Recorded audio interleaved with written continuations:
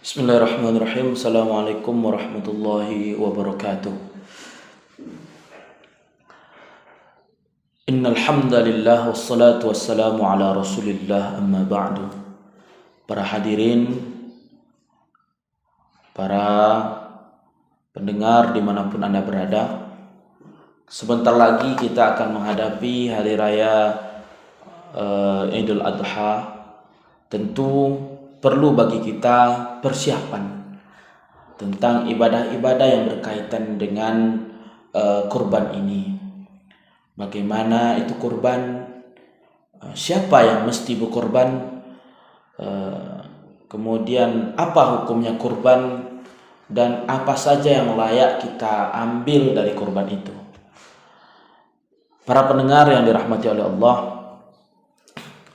pertama kita harus dudukkan dulu definisi kurban itu. Wamang dari kata asal katanya, akarnya adalah dari kata qoroba, mendekati ya.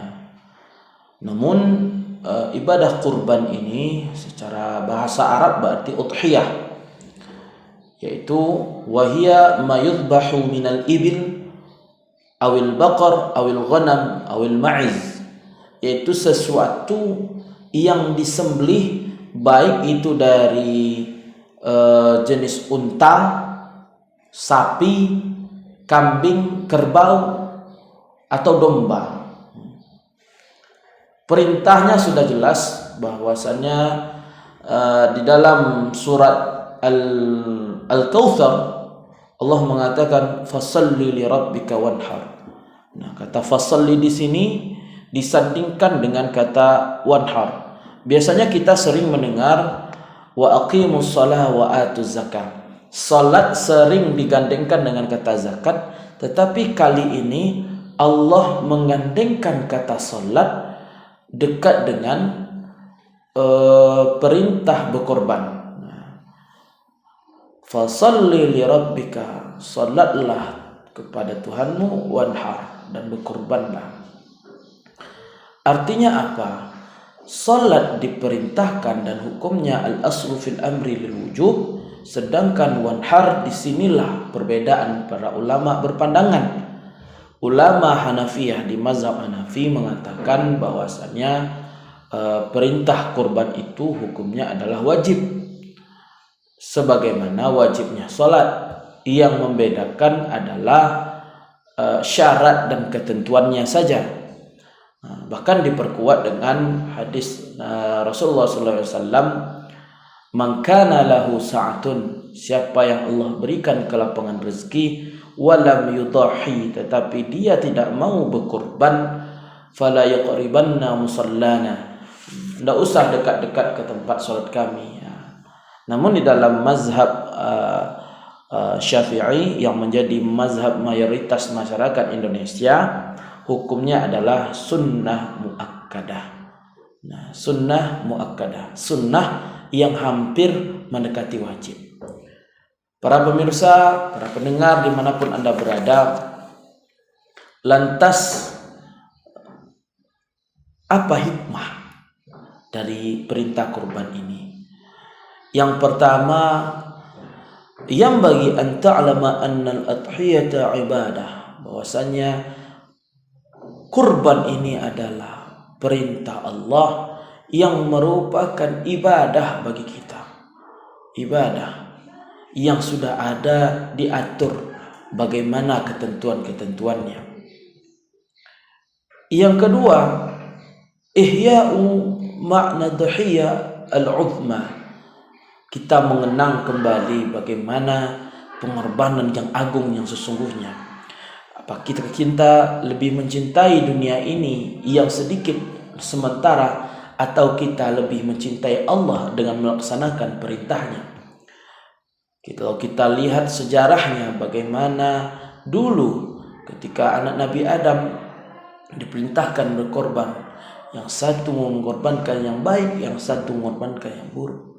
Yang diterima Allah adalah yang baik. Kemudian diikuti lagi ketika ujian kurban datang kepada Nabi Ibrahim, ketika sudah puluhan tahun merindukan kehadiran si buah hati Nabi Ismail alaihissalam. tatkala anak sudah mulai besar, falamma balagha ma'as sa'y, ketika sudah mulai sedang lincah-lincahnya, Allah uji dengan perintah mengorbankan anaknya sendiri, yaitu Nabi Ismail alaihissalam. Begitu, ketika datang mimpi pertama, mimpi kedua, mimpi ketiga, sampailah kepada kesimpulan bahwasannya inilah perintah Allah. Tak bergeming, begitu banyak godaan syaitan, tetapi karena ini perintah Allah, maka Nabi Ibrahim pun melaksanakan. Tatkala hati sudah redha dengan ketentuan Allah, Allah pun mengganti Nabi Ismail dengan sejenis domba dari surga. Para hadirin yang dirahmati oleh Allah. Kemudian hikmah yang ketiga adalah di situ ma fiha minal mawasah lil fuqara, adalah sebentuk hiburan bagi para fuqara, masakin, dan idkhalu surur alaihim, dan juga termasuk memasukkan rasa bahagia kepada mereka. Karena rata-rata masyarakat kita di Indonesia ini itu memakan daging hanya di beberapa momen saja. Di antaranya tatkala ada pesta, dapat undangan pesta, mereka makan daging. Atau kemudian ketika kurban, inilah kurban ini salah satu momen untuk berbagi. Kemudian dengannya berbagi itu, hikmah selanjutnya adalah tamtinu rawabitil ukhwah, menguatkan ukhwah. Tak dilihat lagi antara si kaya dan si miskin, semuanya sama, semuanya mendapatkan bagian. Namun tentu bagian-bagiannya nanti akan kita bahas lebih lanjut di dalam pembahasan ini. Sidang para pendengar yang dirahmati oleh Allah, lantas siapa saja yang diperintahkan oleh Allah untuk berkorban ini? Apakah seluruh umat manusia? Tentu tidak. Yang diperintahkan oleh Allah untuk melaksanakan ibadah kurban ini, yang pertama adalah Islam, orang yang muslim. Fala yukhatibu biha ghairal muslim, maka perintah kurban ini tidak diperintahkan kepada orang yang bukan Islam. Lantas bagaimana jika orang non muslim memberi ikut patungan, atau melihat tetangga-tetangganya berkorban, dia juga ingin berkorban? Bagaimana itu? Itu hanya sabilil hadiah, itu hanya dihitung sebagai hadiah dan tidak ada pahala. Kenapa? Karena dia bukan orang Islam. Apapun kebaikan yang dilakukan oleh non muslim itu tidak dihitung pahala sampai dia memeluk agama Islam. Kenapa? Karena inna dina indallahil Islam.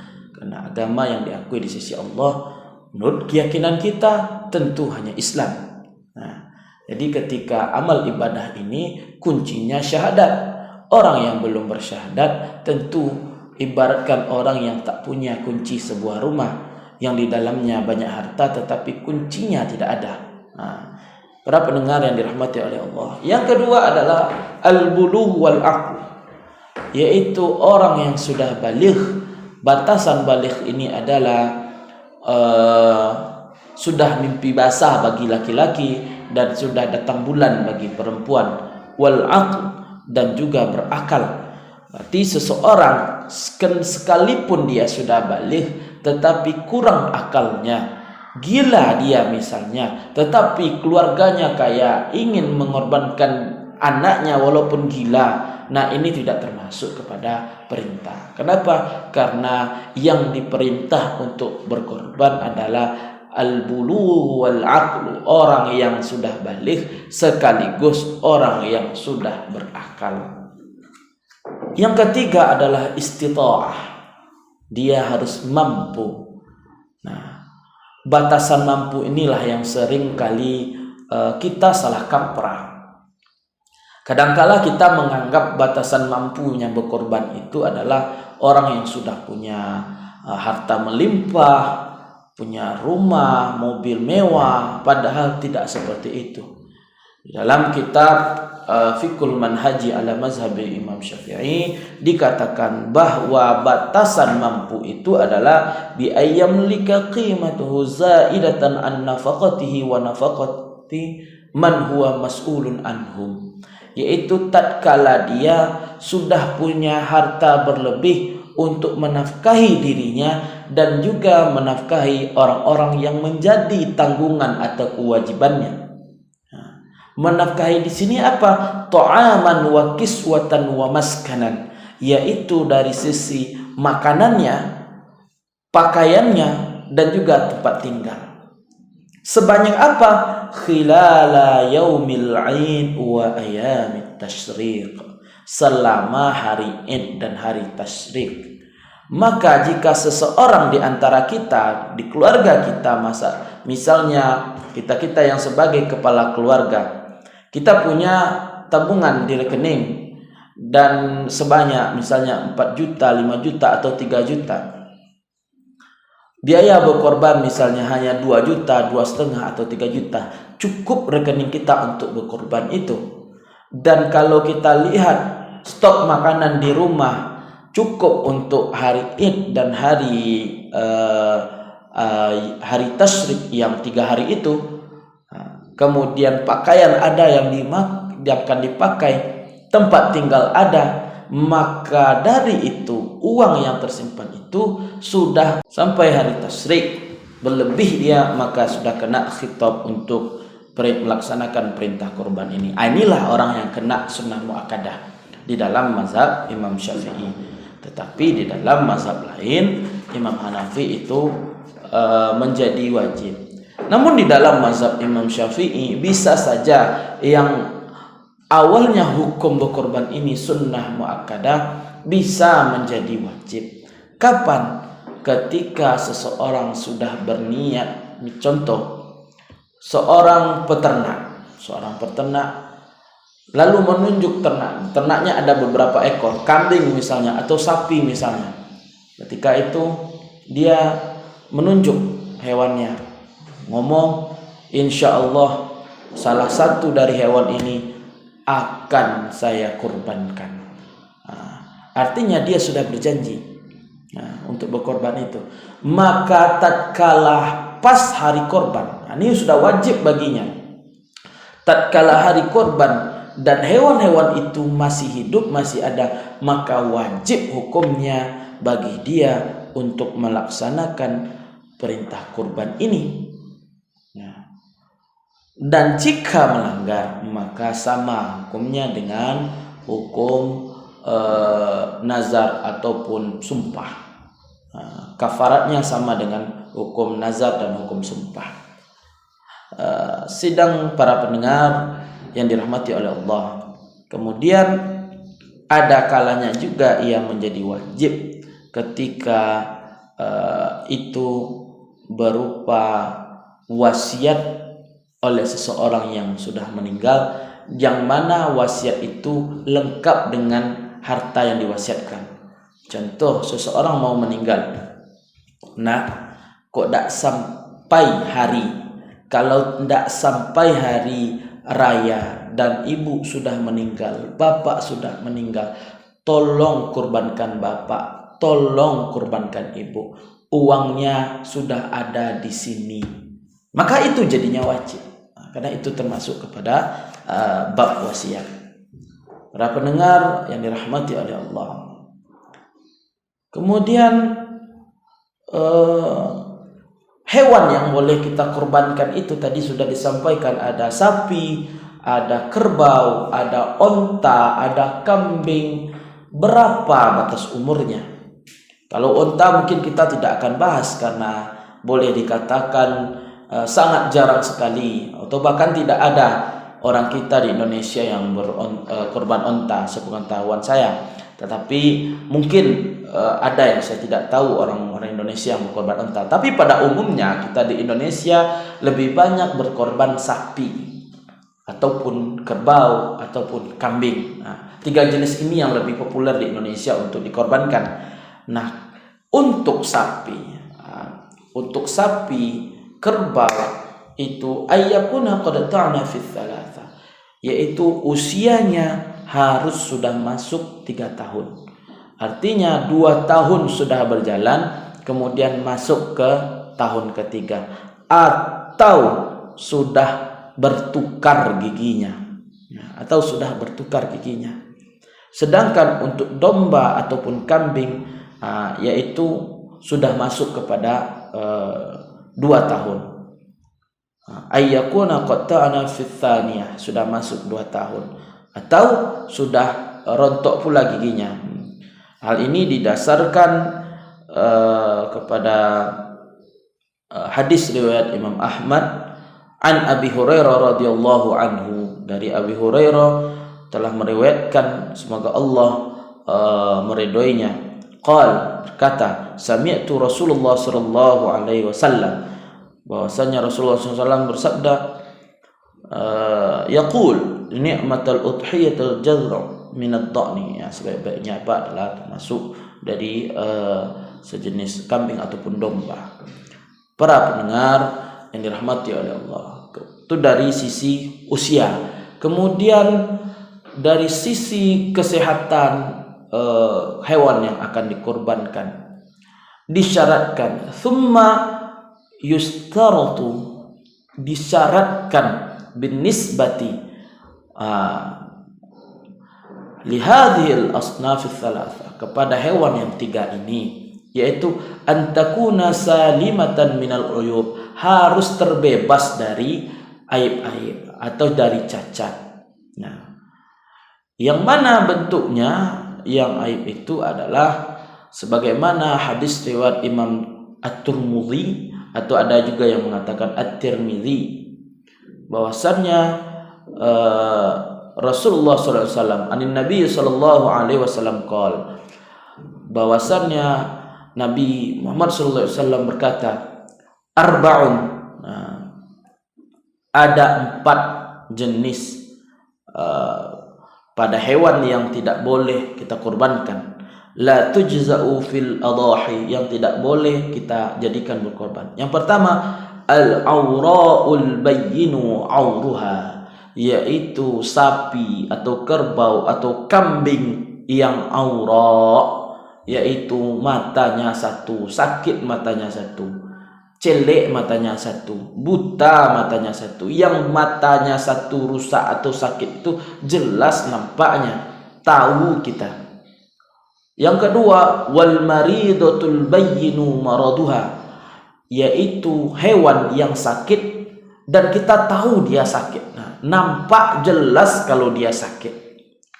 Yang ketiga, wal arja'ul bayyinu arajuha, yaitu hewan yang cacat, yang nampak pula kecacatatannya.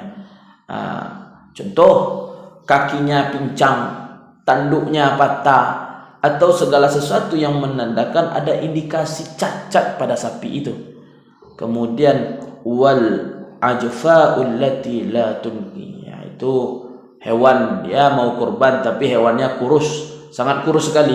Apa yang mau dikorbankan kalau isinya cuma tulang, ya kan?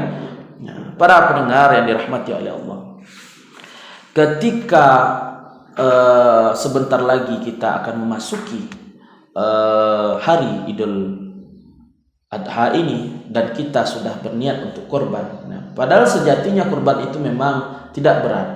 Yang berat adalah niat kita, kesungguhan kita. Contoh, kurban itu hanya misalnya 2 juta. Kalau kita dengar itu 2 juta itu memang besar, sangat besar sekali. Nah, tetapi kalau kita niatnya kuat menjalankan perintah Allah, itu kita cicil setiap hari. Berarti kita cicil sekitar 5.500, atau kalau yang 2,5 misalnya 6 ribuan. Nah, atau yang 3 juta ya sekitar situ, sekitar 7.000 per hari setiap hari. Kita jalankan, kita tabungkan, maka insya Allah bisa mencukupi. Namun kita begitu cinta kepada dunia ini. Nah, tapi tentu tabungan itu tidak membuat kita tidak bisa makan. Nah, ini juga karena istitoah di situ adalah tercukupi kebutuhan primer kita, sandang papan pangan kita. Nah, jangan juga dipaksakan. Nah, tapi kenyataannya bukan karena dipaksakan atau orang tidak mau memaksakan diri, banyak yang tidak berkorban, tetapi karena memang kesadaran berkorban ini masih rendah. Buktinya kita mampu membeli kuota paket berpuluh-puluh giga per bulannya, yang mana paket itu bukan digunakan untuk hal-hal yang produktif, justru kita lebih banyak menonton hal-hal yang sifatnya hanya hiburan semata. Bukan tidak boleh, tapi tentu kita laksanakan secara proporsional. Para pendengar yang dirahmati oleh Allah, ketika kita akan memasuki bulan Zulhijjah, dan kita sudah berniat untuk berkorban, maka ada sunnah lain yang sangat dianjurkan kita kerjakan. Apa itu? Yaitu untuk tidak memotong kuku ataupun rambut sampai hewan kurban ini disembelih. Rasulullah sallallahu alaihi wasallam mengatakan, "Idza ra'aitum hilal dzulhijjah," ketika kita sudah melihat hilal atau bulan nampak bulan Dzulhijjah itu, maka wa arada ahadukum ayyudhiya, dan di antara kita ada yang ingin berkorban, falyumsik an sya'rihi wa adhafirihi, maka tahanlah untuk tidak memotong kuku dan rambut. Para pendengar yang dirahmati oleh Allah, kemudian tatkala hari Id sudah datang, tentu apa yang akan kita lakukan? Ini sudah sangat gamblang. Rasulullah sallallahu alaihi wasallam mengatakan bahwasannya di dalam hadis Sahih Bukhari nomor hadis 5225 dan Sahih Muslim nomor hadis 1961, apa kata Rasulullah sallallahu alaihi wasallam? Awwalu ma nabda'u bihi yaumana, pertama yang kami lakukan di hari Idul Adha itu adalah nusalli, kami salat. Thumma narji', kemudian kami pulang, fananhar, langsung kami berkorban. Artinya Bapak dan Ibu, para pendengar yang dirahmati oleh Allah, ketika kita ada perbedaan antara Idul Fitri dan Idul Adha. Ketika Idul Fitri kita diperintahkan, disunnahkan untuk makan dulu, minum dulu sebelum salat. Idul Adha ini beda. Kita disunnahkan untuk menahan diri dari makan dan minum sebelum salat. Nah, setelah salat kita pulang, minum, lalu fananhar, langsung berkorban. Ini sunnahnya. Lalu bagaimana kalau seandainya kita berkorbannya di hari tasyrik yang lain, Ustaz? Apa tidak dapat sunnah? Dapat pula sunnahnya. Cuman di awal waktunya setelah salatnya tentu tidak. Nah, tapi itu tidak menjadi masalah. Nah, faman fa'ala dzalika, siapa yang mengerjakannya, faqad asaba sunnatana, maka itu tergolong kepada dinilai sebagai sudah melaksanakan sunnah kami. Wa man dzabaha qabla dzalik, siapa yang menyembelih sebelum itu, karena kita memang di Indonesia ini kadang terjadi perbedaan lebaran. Ada yang ikut pemerintah, ada ikut Muhammadiyah, ada juga yang ikut perhitungan oleh sekelompok tarekat berdasarkan keilmuan mereka. Nah, maka jika yang itu membuat hari raya ini berbeda, maka bagi kita yang berbeda dari pemerintah, dari maka untuk penyembelihan hewan, jika ingin dihitung kurban, jangan disembelih ke panitia yang sholatnya berbeda dengan kita. Karena tidak sah korban kita, tidak dihitung korban kalau disembelih sebelum kita melaksanakan sholat. Nah, jadi patokan adalah diri kita pribadi. Wa man dzabaha qabla dzalik fa innama huwa lahmun qaddamahu li ahlihi falaysa minan nusuki fi syai'. Jika itu disembelih sebelum kita sholat, maka itu sama aja daging kita beli di pasar, kasih ke keluarga, sama aja seperti itu, tidak dihitung sebagai ibadah. Para hadirin, para pendengar yang dirahmati oleh Allah, Lantas bagaimana dengan hewan yang sudah dikorbankan itu? Atau apakah harus hari itu? Tentu tidak. Setiap hari selama hari tasyrik, sebagaimana sabda Rasulullah SAW dari hadis riwayat Ibnu Hibban, wa kullu ayyamit tasyrik dzabhun, bahwasanya setiap hari tasyrik itu dibolehkan bagi kita untuk melaksanakan penyembelihan. Lalu bagaimana dari hewan yang sudah disembelih? Atau sebelum penyembelihan, apakah memang wajib kita yang menyembelih atau boleh kita wakilkan? Nah, Rasulullah Shallallahu Alaihi Wasallam bersabda hadis ini dari Sayyidah kepada Rasulullah, dari Rasulullah kepada Sayyidah Fatimah.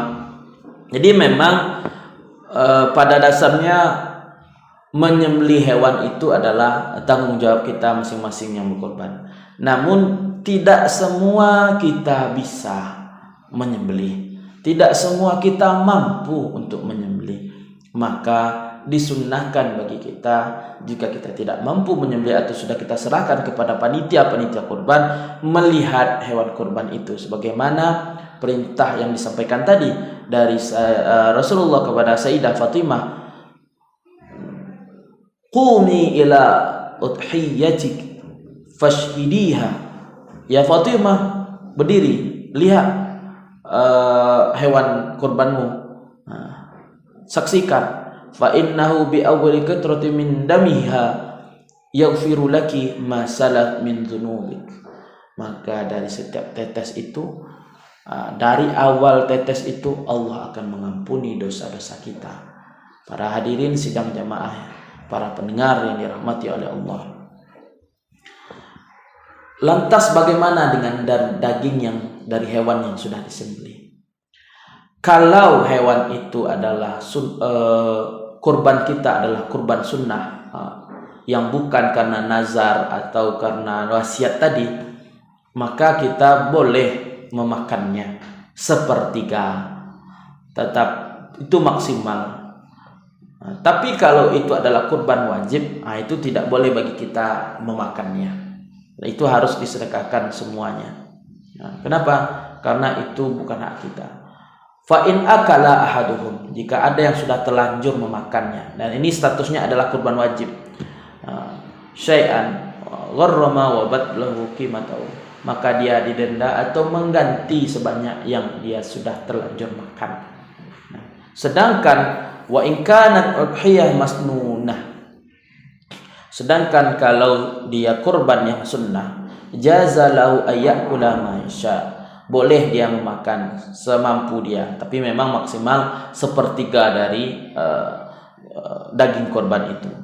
Wal afdalu, sebaiknya ayyakula qalilan, dia memakan sedikit saja. Untuk apa? Lil barakah, untuk mengambil keberkahan. Wa yatasaddaqu bil baqi, kemudian selebihnya dia sedekahkan. Lantas apakah hanya untuk fuqara saja atau boleh untuk orang kaya? Ini yang kita bahas lebih lanjut. Di dalam kitab ini dikatakan walahu ayyakula thulutsaha, boleh bagi orang kurban makannya paling banyak sepertiga. Tapi memang sebagaimana disampaikan tadi, wa ayyakula qalilan afdal, memakan sedikit itu lebih afdal, tetapi boleh sepertiga paling banyak. Wa yatasaddaqu bi thuluthiha 'alal fuqara, sepertiganya mesti kepada fakir miskin. Wa yahdi thuluthaha li ashabihi, boleh sepertiga lagi kepada ashab, para sanak saudara kita, sahabat-sahabat kita. Wa jiranihi, kepada tetangga-tetangga kita. Wa in kanu aghniya, sekalipun dia orang kaya, itu tidak masalah. Itu sebagai hadiah, sebagai hadiah tidak masalah. Tetapi ada perbedaan ketika diberikan kepada orang kaya dan juga orang miskin, ada perbedaan. Apa perbedaannya?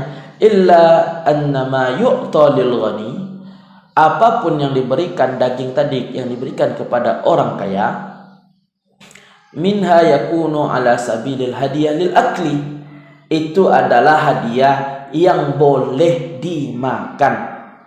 boleh dimakan oleh orang kaya, tetapi falaisa lahum ayyabi'uha, tidak boleh orang kaya itu, jangan nanti karena orang kaya ini juga berkorban, daging sudah banyak daging tuh, dia juga berkorban, kemudian karena tetangganya korban dia juga dikasih. Dia hanya boleh memakan, tetapi tidak boleh menjual. Nanti karena sudah banyak, buat apa daging banyak-banyak, diantar ke tukang sate biar jadi uang. Nah, ini tidak boleh, tidak dibenarkan. Sementara wa ma yu'ta lil faqir, sedangkan apa yang diberikan kepada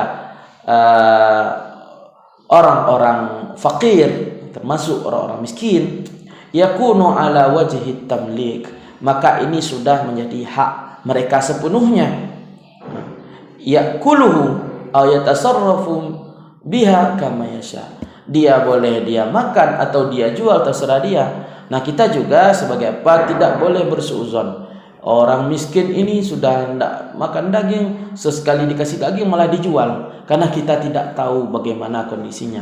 Barangkali saja di hari kurban itu dia dapat memperoleh banyak daging, tetapi dia tak punya gas untuk memasaknya, dia tidak punya beras untuk dimakan, dia tidak punya minyak, dia tidak punya peralatan yang lain, atau dia juga tidak punya kulkas untuk daging itu ditaruh daripada mubazir, dan dia punya kebutuhan yang lain, maka itu tidak apa-apa dia jual, karena itu sudah menjadi hak milik dia. Sedangkan untuk orang kaya tadi memang dibatasi hanya untuk makan. Para hadirin yang dirahmati oleh Allah dimanapun Anda berada, kemudian sapi sudah disembelih, daging sudah dibagikan, bagaimana dengan status kulit sapi? Rasulullah Shallallahu Alaihi Wasallam bersabda, man ba'a jilda udhiyatihi, siapa yang menjual kulit dari hewan kurbannya, fala udhiyata lahu, maka tidak dihitung kurban, ibadahnya tadi tidak sah. Maksud dijual di sini adalah ketika kulit itu dijual, lalu uangnya masuk kembali ke saku pengorban, orang yang berkorban, atau masuk ke saku panitia, ini tidak dibenarkan. Karena panitia itu adalah wakil dari orang yang berkorban. Lalu bagaimana kulit itu? Ya, kulit itu dijual, lalu hasil penjualan itu disedekahkan kepada para fuqara wal masakin, disedekahkan kepada orang-orang fakir dan miskin, atau orang-orang yang berhak menerimanya. Maka hal seperti ini baru dibolehkan. Wallahu muwafiq ila aqwamit thoriq. Wassalamualaikum warahmatullahi wabarakatuh.